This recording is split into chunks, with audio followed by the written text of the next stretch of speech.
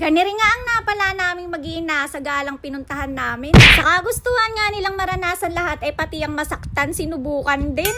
Dili nga lang kami gumala sa Mall of Asia dahil nga malapit lang din. Total, no nakaraan pa rin naman na kami kinukulit netong mga to mag-ice skating. Ayoko nga sanang pumayag dahil nga yung kanilang pinsan ay nadisgrasya na rin dito. Lalo na nga tong si Wilson ay kaliit pa kako, baka kako mabagok naman ang ulo. Kaso nga lang gusto nga daw nilang ma-experience at kalulungkot ng mukha kapag hindi naman kami pumayag. Abay syempre kami nakukonsensya kaya pumayag na rin kami. Sabi ko nga sa kanila ay maglakad-lakad na sila habang suot-suot yung sapatos nila. Parang nga kako kahit paano ay magamay na nila pag nandun na sila sa ice. Medyo mahirap nga kasing i-balance lalo na kapag first time. Hindi nga din ako na-inform na kasama din pala ako sa mag-ice skating. Dahil nga kailangan nga daw ng kasama ng mga bata. Dini nga ay alam ko namang binobola ako ni Willie para ako ang sumama sa ice skating. Dahil naiintindihan ko naman na pa-senior ka na, kaya hindi na ako kumontra. Ang saya pa nga namin dito at sobrang excited pa nga ng mga bata. Pero sa loob-loob ko nga, king inamers, ano na naman ba tong pinasok ko?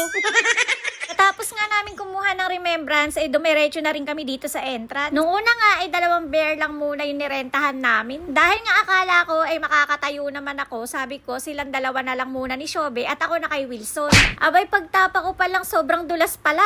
Gusto ko na nga sanang umayaw niyan, kaya lang baka ako magamay ko naman maya-maya. Dahil ako lang nagpahaba ng pila dyan sa entrance. Hindi nga ako bumibitaw dyan sa gabay na yan sa gilid ng pinto dahil nga ako baka bumaligtad ako. Lahat yata ng Santo Day natawag ko dyan dahil nga hawak-hawak ko si Wilson. Dahil nga naiiyak na rin ako dyan ay nagpakuha na din ako ng bear kay Willie. Di ko na nga din maipintay yung mukha ko dyan dahil nga takot na talaga ako at gusto ko na lumabas. Dahil di ko na lang talaga maintindihan kung saan kinukuha na itong mga bata na to yung tapang nila. O sadyang may sa tiyanak lang talaga yung mga henerasyon ngayon. Kunin ko nga daw yung bear ko doon at nabayaran na nga daw ni Willie. Abay sabi ko, paano ko naman kukunin hindi nga ako makagalaw din. Buti na nga lang ay medyo mabait tong si kuya at tinulak na lang papunta sa akin yung bear. Sana kuya, tinulak mo na din kami hanggang gitna nang nakalayo-layo naman kami. Nung nahawakan ko nga tong bear ay medyo naging komportable ako. Kaya nga lang nung naglalakad na kami, abay nag-i-split naman yung paa ko. Abay talaga naman, ano ba tong ginagawa niyo sa akin? Di nilang ata yung nagbayad na nga ako, na-stress pa ako.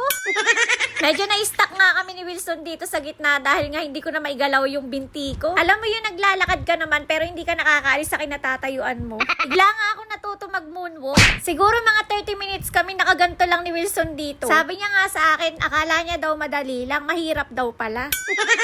Parang bigla din siya nagsisi sa desisyon niya eh. Buti nga itong 2 to kahit paano nag-enjoy naman. At kaming 2 pinilit na lang din namin mag-enjoy. Nung nakita ko nga kung nasaan si Willie, sabi ko picture na naman kami nang may remembrance naman kami. Dahil nga baka hindi na namin to ulitin.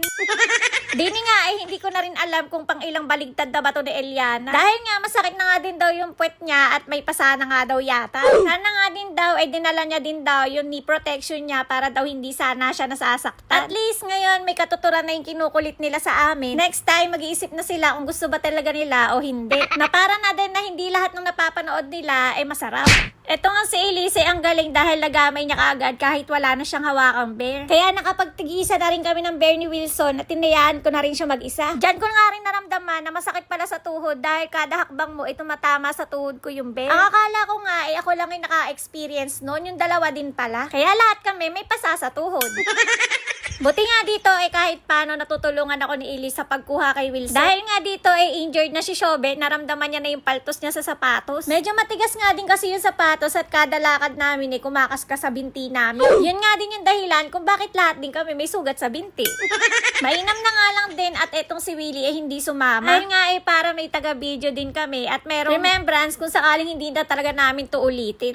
Nagtataka nga din ako dito kay Elise dahil wala naman siyang iniindang masakit sa kanya. Kaya nga nagulat ako na siya din yung pinakamadaming sugat sa aming 3. Eto nga kasing si Eliana yung umiiyak sa akin dahil sobrang sakit na nga daw ng paa niya. Siguro in-enjoy niya lang din talaga niya kahit masakit yung paa niya. Pauwi nga wala naman kaming nararamdaman na masakit talaga sa aming katawan kahit sa binti or sa paa namin. Kaya nung nandito na kami sa bahay, dito lang namin nakita lahat na may mga pasa pala kami sa tuhod at sugat sa binti. Pati nga din pala tong si Elise may paltos din pala sa paa. Si Wilson wala naman siya masyadong pasa at sugat dahil nga iningatan ko talaga siya. Kaming 3 lang talaga yung napuruhan. Yung kay Eliana naman, medyo namamaga yung mga sugat niya dahil nga sensitive din yung skin nito. At medyo natuklap din talaga yung balat niya sa bandang binti. Habang naliligo nga kami niyan, umiiyak pa yan. Si Elise nga napatili pa sa sobrang hapdi nga daw eh. At least ngayon, alam na nila na masarap lang panoorin pero hindi masarap gawin.